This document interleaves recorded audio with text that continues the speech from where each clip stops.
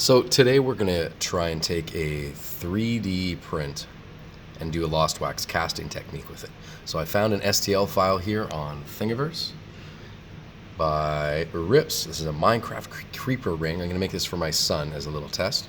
I just have to drag it into Cura, drag the STL in there, set my appropriate settings based on what he recommends. I'm going to be doing a 100% infill density. That means that it's going to be solid. There's going to be no honeycomb or looking stuff on the inside. Fairly small ring. And take that, send it over to the printer. I'm going to be printing this out of PLA. I think it's, you can probably see right there. So this is just using white. I'm just waiting for the printer to warm up, and then we're going to print it.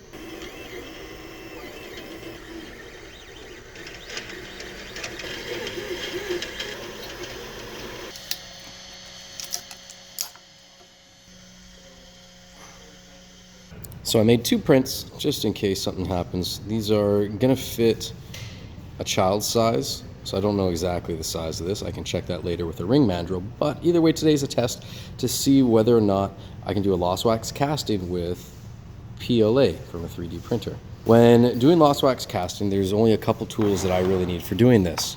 I use a candle, an X-Acto knife of some kind, something that I can cut with, sprue wax, sticky wax, because it's sticky, and I've got these little blue pellets. So I use these for some of the harder parts where I do need a stronger part of my wax usually. So I'm going to combine these with my 3D print. Let's see what happens. So I'm going to be attaching the sprue wax in a way so that this is facing up when I put it in my flask here. This is called a flask. This is a rubber base. I've got two sizes just in case. I want to see which one I'm going to use. Ideally, I want to use the small one because it'll take up less investment powder, which means saving money. So this is going to be going in there kind of on an angle like this. That way these little pockets here are not going to get any air bubbles trapped in it. So I want to kind of mount it like that in the base. So I'm just going to use a short piece and I'll trim it more later. So I'm taking some of the sticky wax here. I'm just going to add it to the end of the sprue. If you look closely, you can see that kind of globbing on there a little bit. Reheat that up just enough. And I'm going to attach it on the angle that I think I want to use. We'll let that hold for a moment so it can harden. So now my sprue is attached. It's ready to go on the base. Now, this kind of worries me. This is very thin. It's not going to be great for traveling, so I might add a second sprue just to go from here to the back of there. I'm going to keep it on the inside so it's extremely easy to file off and clean after. I'm going to add that second one just in case. I may not need it. This is probably not the right way, but I'm going to try it anyways.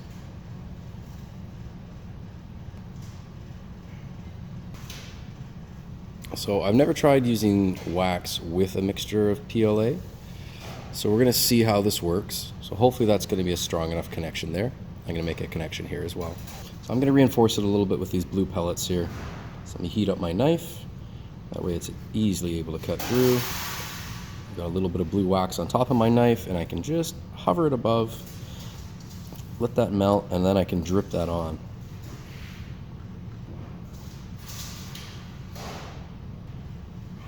So my insides, that looks all right here. You can see that it is connected there pretty good. There's going to be enough room for my molten material to flow into the ring. I may not need these two, but I'm going to give it a try. So I'm going to connect it to the base next. So I cleaned up my base with some water, soap, and a wire brush to get as much junk out of there as I can. I want it to be as clean as I can to do this. I'm going to make a little hole here in the bottom. This is going to be for my sprue to slide into. See, it'll just go in like that. I'm going to add some sticky wax to it, stick it in, and then make sure it's strong.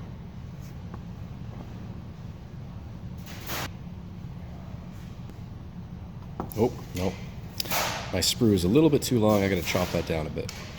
Let's try that again. I have to make sure that it's not going to go above the base or too high. I want to leave at least ½ an inch between the top here.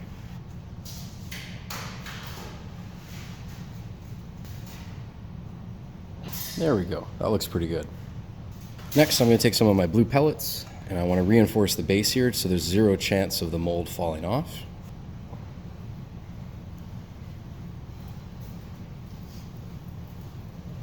Get those pellets on there, and I want to make it look kind of like a nice smooth mountain slope going up to this. think that's gonna hold just good enough. Okay. The investment powder that I'm gonna be using for this is called Vigor Vest. I buy this in about 50-pound boxes. They come like this. There's a whole bunch of safety information here. Okay, good. Did you all read that? Perfect.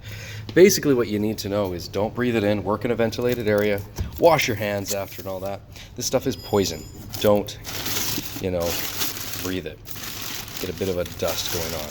So I'm gonna measure out my predetermined amount based on the size of my flask with a specific amount of water and mix it all together. So for measuring, I'm gonna basically fill up my flask plus 1/3 of investment powder. So let me shake that in there. It's okay if you're a little bit off. I'm doing my best. If you're in a professional setting, they will have specific amounts for this. For what I've been doing with this for the last 10 years, this has worked for me. Make sure you're using a clean mixing bowl. This is permanently on there, so that's just old investment. I'm going to be adding my water to it based on the manufacturer's recommendations. So double check with your investment manufacturer what they recommend for the ratio. I'm going to go mix that up in the sink. All right, so I have my water. Let me just mix this up.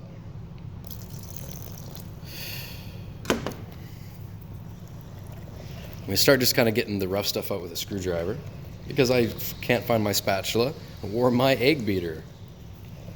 So if you see that, it's getting nice and squishy in there. I want it to be not too liquidy, but not too chunky.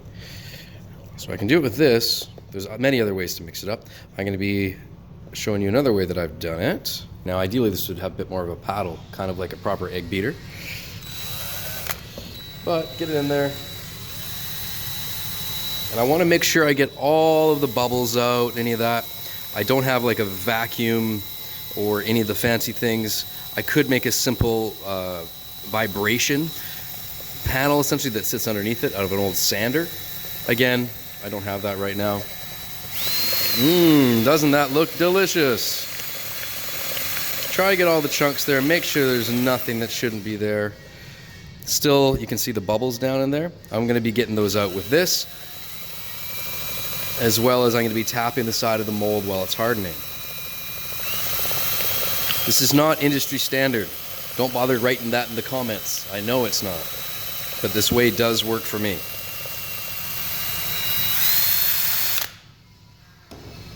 Okay, it still looks a little bit chunky. I'm going to add a little bit more water to it. Just a little. Mix it in.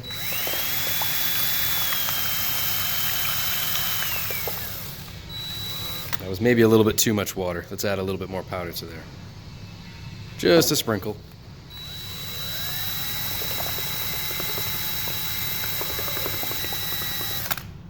There, so it's kind of liquidy, kind of not, maybe a little bit more. I don't really do a scientific method for this. Don't hate.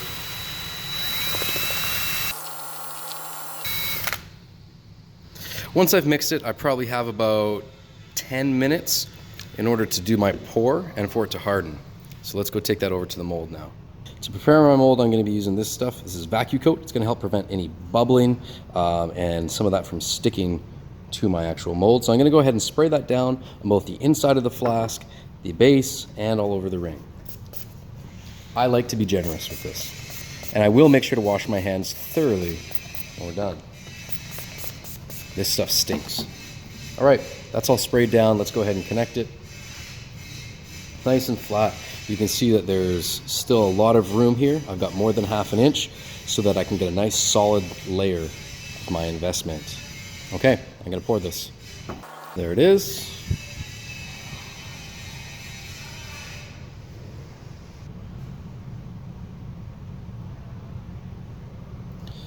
Now I'm just gonna give that a little swirl. Just make sure it's gotten to some of those cracks. You can see on the front of the ring where the actual design is, I wanna make sure that gets filled up and there's no air bubbles stuck in there. All right, let's continue that pour. There you go, just to the top. I wanna make sure I don't spill over. There we go. And then using another custom tool, I'm gonna tap the side of it just to try to release any air bubbles and bring them to the top. Again, if you have the fancy equipment that's gonna do that for you, use it. I don't have you know, it's like a vacuum chamber or something like that. I don't have the vibration panel for underneath it. I'm just going to tap it with a hammer for about 5 minutes and let those bubbles rise up to the top. So now that the whole thing is hardened, let's see, it's all hard on top. I've taken it off the base and you can see what the inside looks like. It looks like there's a kind of a pool here, or you know, an empty cavern. It's a little bowl, and in the middle is my wax. I'm going to be sticking that into the oven or into my jewelry kiln and letting all that stuff burn out and melt away. I'm not sure how long the PLA is going to take to burn out, so I'm going to leave it in there for a little bit longer. So let's go over to the kiln, open her up, and I'm going to make sure I face it with this part facing down. Pop that in there so there's a little bit of a gap underneath it.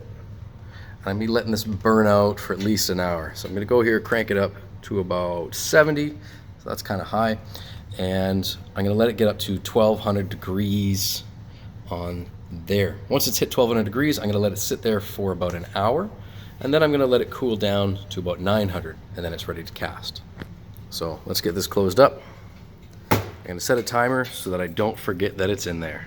So I'm going to make some ingots here to be using for later. This is some old pieces of Merlin gold or fake gold. I don't know exactly what to call it, but I buy it from my jewelry store for about 10 cents a gram, so it's really cheap.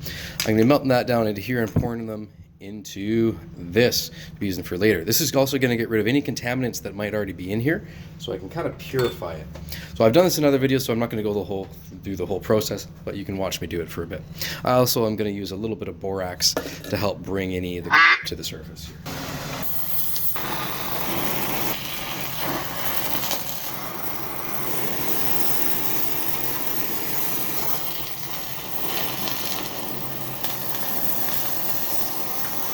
So I made 2 quick little ingots. Everything that's left in here I'm going to burn out. That's just contaminants and garbage. But I did get a really nice one there. Sweet. All right, so we're at about 1200 degrees. Should be nice and toasty in there. I'm going to turn the temperature down. It's been sitting there for a while, and I'm going to let it drop down to 900, and then I'm going to cast. So I'm hoping that it has actually burned out all the PLA and the wax that's in there. So in typical Minecraft fashion, I've got some ingots here. So these are both supposed to be Merlin gold. This one looks like it had a little bit of mixture from another material in there when I cast it. So I'm not going to use that one. Put that in there for now. Let's see how much we got here. So I have 26.3 grams. That is going to be more than enough to make this ring. I'm guessing that ring was probably around 10 grams or so. But I'm going to melt this whole thing down and use it. So I'm going to get my spin caster prepped up now. This is what I'm going to be using to send my ingot, once it's melted, into my mold. So this thing's been cleaned out. I'm going to crank it 4 times. 1, 2, 3, 4. Put the lock on to prevent it from going anywhere. And I'm going to melt this into the crucible. I'm going to add a little bit of borax again just to help it slide easily in. So let's start watching this. I like to go in nice big circles around it to make sure that the crucible's heated evenly. I don't want my material to stick to the walls of it, and that's what the borax helps with as well. The inside of the crucible has also been coated with some borax. So I'm going to get this kind of warm, and then I'm going to bring my mold over, finish doing my melt. That way the mold doesn't have time to really cool down very much. So you can see that starting to get red in there. All right, just going to leave that for a moment, go grab my mold.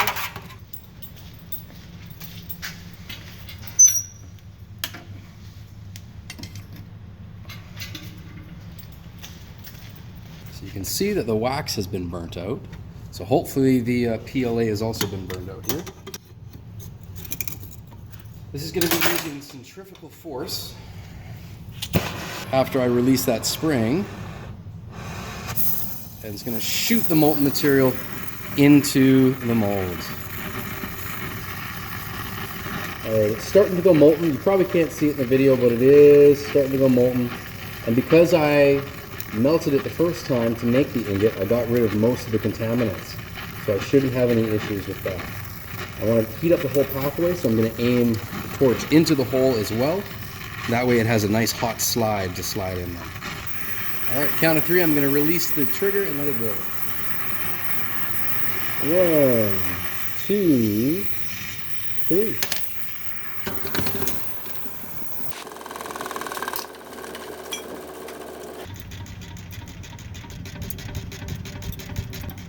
Now I'm gonna let that keep spinning until it stops by itself, and I'm gonna let it cool for about 5 to 10 minutes before dunking in the water and carving out the mold.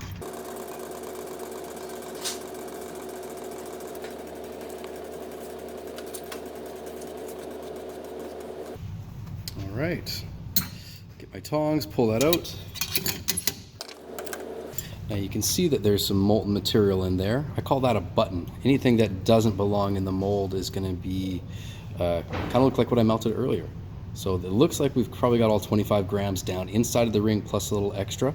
We're gonna take this over to my resting area and let it cool down. So I've just put it on some fire brick for about 5 minutes, let it cool down, and then we're gonna quench it in water.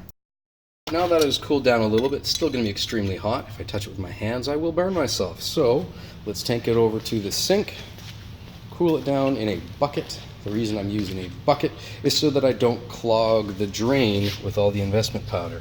Let's pop it in here.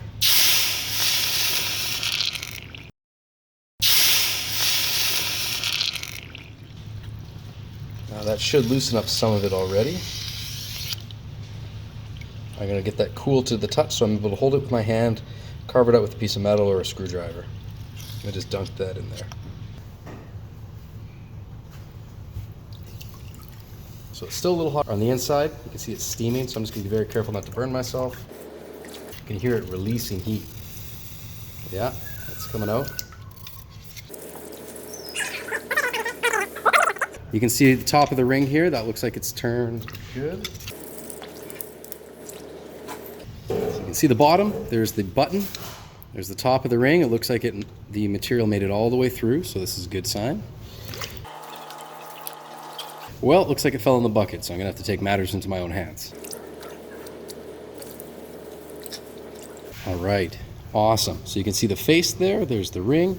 I'm gonna clean out the rest of this investment powder with a wire brush, and then I'm gonna get to cleaning it out, sanding it, and making it good enough to go on a finger without cutting your hands open. This has been good so far. I actually really like how it still has the texture from the print, all those lines going on there. That's pretty cool. Nice. I'm happy that I put 2 sprues here just to get that extra material in. It'll be a little bit extra work to file it off, but that's okay. That's actually pretty good. There's only 1 small bump, so I'll get probably a little bit of an air bubble. There's a little one there. That's easy to fix. There's the original. Now, not the original, but I printed 2, so you can see the similarities. I kind of like the lines that you can see from that. I'm going to try to keep those, but that turned out very well. This is just going to need a little bit of finishing to get it going.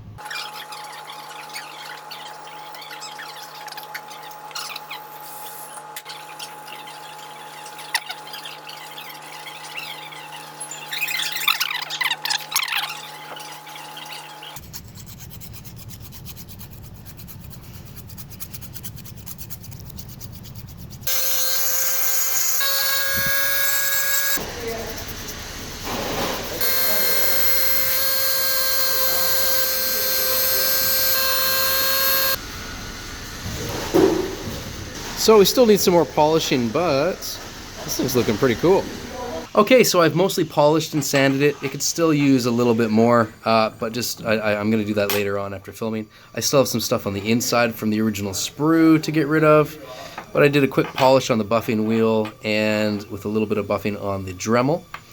But overall, 3D printing with PLA and then doing kind of a lost wax casting method with this, or in this case, lost PLA casting, has actually turned out really good. I'm very happy with the detail that has turned out. I did sand off some of the lines that you can see there just to get it smooth. I used 600 grit for my final pass.